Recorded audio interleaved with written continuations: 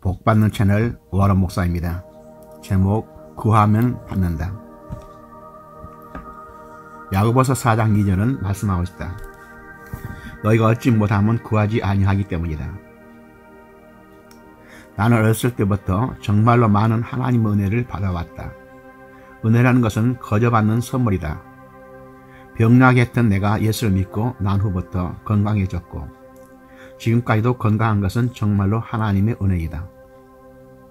시골에서 아무것도 의지할 것 없었던 나를 축복해 주셔서 초, 중, 고, 대학교에서 항상 1등만 하게 하시고 은행 입사 시험에도 1등으로 들어가게 하셨던 것도 하나님의 은혜이다. 미국에 이민 와서 연방정부 공무원으로 우체국에 근무하면서 1등상을 받게 하신 것도 정말로 하나님의 은혜이다. 목사가 되어 선교를 할 수 있었고 세계 곳곳의 신학교에서 신학생들을 가르쳤던 것도 하나님의 은혜이다. 은퇴한 후 아마 지구상에 가장 살기 좋은 실비치 레저월드 은퇴마을에서 살게 된 것도 전적으로 하나님의 은혜이다. 내가 할 만한 자격이 있어서 이룬 것도 아니고 내 열심히 해서 내 능력으로 이룬 것도 아니다.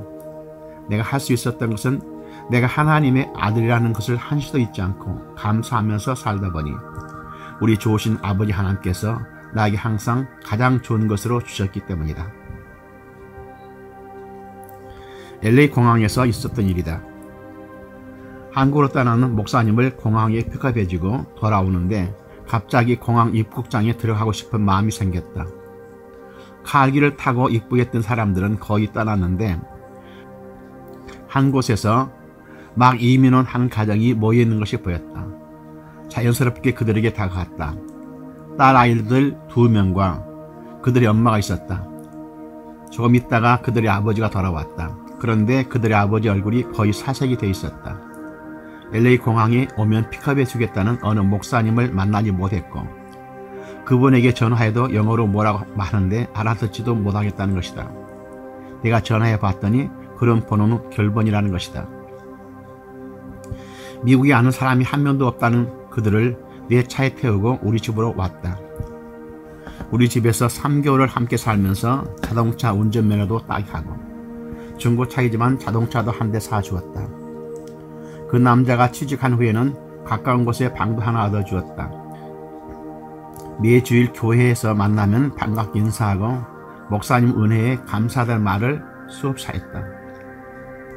그럴 때마다 나에게 감사하지 말고 하나님께 감사하라고 하였다. 내 집이 커서 그들을 수용할 수 있었던 것도 그들에게 중고차라도 사주고 렌트라도 해줄 수 있었던 것도 하나님께서 나를 축복해 주셔서 여유가 있었기 때문이다. 하나님께서는 우리를 축복해 주기를 정말로 원하신다. 하나님께서 우리를 창조하실 때 땅을 정복하고 다스리라는 권한을 이미 우리에게 주신 것이다. 그런데 이 축복을 마귀에게 빼앗기고 말았다. 그러나 예수를 믿고 거듭나게 되면 이 축복권은 다시 회복되게 되어 있다. 예수 믿고 하나님의 자녀로 거듭난 모든 성도님들은 이 땅에서도 당연히 잘 살아야 한다. 그런데 사실은 모든 성도들이 잘 사는 것은 아니다. 개척교회를 하다 보면 왜 그렇게 가난하고 힘든 사람들이 많은지 정말로 안타까울 뿐이다.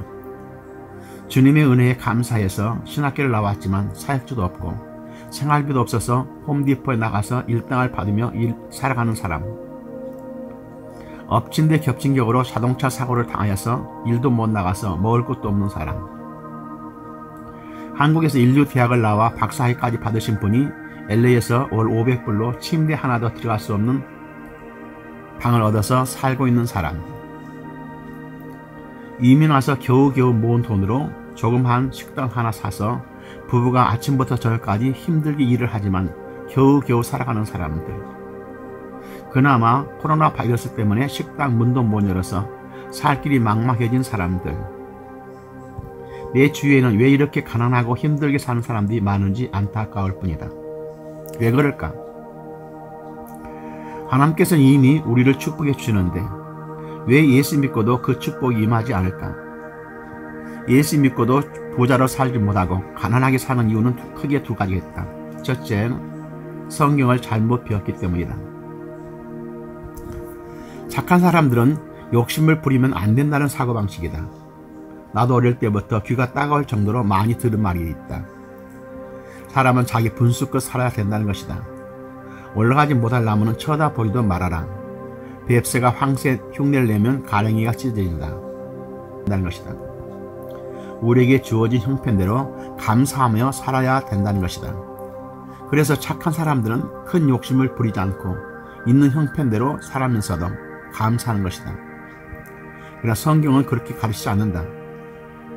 너희 안에서 행하시는 이는 하나님이시니 자기 기쁘신 뜻을 위하여 너에게 소원을 두고 행하게 하신다라고 빌립보서 2장 13절에서 말씀하신다. 모든 인간에게는 소원을 주셨다. 네가 무엇을 원하느냐? 너는 무엇이 되고 싶으냐? 내가 너를 위해서 무엇을 해주기를 바라느냐? 주님은 항상 물으신다. 확실한 목표를 정하세요. 그리고 그 목표를 이루기 위해 소원을 가지세요. 그것을 위해서 정말로 욕심을 부리세요. 그 소원은 반드시 이루어집니다. 둘째는 기도하는 방법이 잘못되어 있기 때문이다. 마태복음 7장 7절은 이렇게 말씀하신다. 구하라 그리하면 너에게 주실 것이요 찾으라 그리하면 찾아낼 것이요 문을 두드리라 두드리는 이에게는 열릴 것이니라. 난 이것을 기도의 3단계라고도 한다. 구했으면 주실 것을 믿고 찾아야 한다. 찾았으면 문을 두드려야 그 문이 열리게 된다. 그런데 대부분 기도만 하면 하나님께서 주실 것이라고 믿고 있다. 그래서 철야기도, 새벽기도, 때로는 금식기도 하면서 주시옵소서, 주시옵소서 하고 때를 쓰는 것이다. 그러나 그런 기도의 응답으로 하나님께서 돈벼락을 떨어뜨려 주시지 않으신다. 약속의 말씀을 믿고 행동을 해야 한다. 구하는 것은 반복해서 애걸복걸하는 것이 아니다. 한 말 또 하고 또 하고 중언부언하지 말라고 하셨다. 정말로 간단하게 간절하게 기도한다. 그리고 주실 줄 믿고 찾아 나서야 한다. 내 재능, 내 환경을 통해서 하나님께서는 응답의 통로로 열어주신다. 기도하는 방법을 분명하게 확실하게 알아야 한다. 구하는 것으로 끝난 것이 아니다. 구하라, 찾으라, 문을 두드리라. 구했으면 찾아 나서야 한다. 그리고 문을 두드려서 내가 그 문으로 들어가야 한다. 나는 목사로서 현역에서 은퇴한 후에 소원을 품게 되었다. 선교지에 100개 교회 이상을 건축하겠습니다. 그리고 그 교회의 선교비를 후원하겠습니다. 최소한 100만 불 이상의 물질이 필요합니다. 목표를 정하고 기도하는 가운데 물질을 위해서 내가 할 수 있는 일이 부동산 중개인의 일을 해야 된다고 깨달았다. 그래서 나이 75세가 되어 부동산 라이센스를 취득하였다. 평균 요즘의 집을 한번 거래하면 커미션이 1만 불 이상이 들어온다. 물론 내가 살고 있는 동네는 집 가격이 워낙 싸기 때문에 그렇지 못하지만 앞으로 내가 건강하다면 내가 소원한 100개의 교회 건축은 충분히 할 수 있다는 것을 깨달았다. 그러면 이제 문을 두드리는 일만 남았다. 거래가 이루어지기 위해서 신문에 광고를 하면서 리스트나 바이어를 만나야 한다. 그러나 코로나 바이러스 때문에 집 거래가 거의 끊어진 상태이다. 그런데 2년 전에 남미 페루에 1만 5천 불을 보내서 교회를 건축하였는데 그것도 코로나 바이러스 때문에 힘들다는 소식을 들었다. 기도하는 가운데 첫 커미션은 그곳에 보내야 되겠다고 결정했다. 그랬더니 드디어 한 건이 성사되었다. 커미션이 얼마 되지 않지만 전액을 그곳으로 보내기로 선교사에게 연락하였다. 너무나 필요했었는데 기도의 응답이라고 기뻐하였다. 무엇을 먹을까, 무엇을 마실까, 무엇을 입을까 염려하지 말라. 이는 다 이방인들이 구하는 것이라. 너희 하나님 아버지께서 이 모든 것이 너에게 있어야 할 줄을 아시느니라. 마태복음 6장 32절 말씀입니다. 먹고 마시고 입을 것에 대해서는 기도할 필요가 없습니다. 그런 것은 구하지 않아도 다 주신다.